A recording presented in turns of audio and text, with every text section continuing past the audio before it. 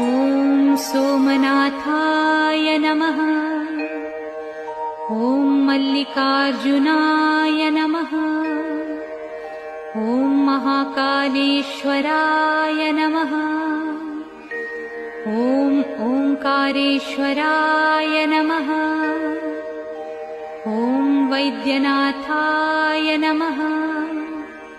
ॐ भीमशंकराय नमः। ॐ रामेश्वराय नमः। ॐ नागेश्वराय नमः।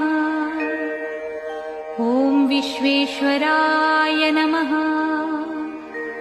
ॐ त्र्यंबकेश्वराय नमः।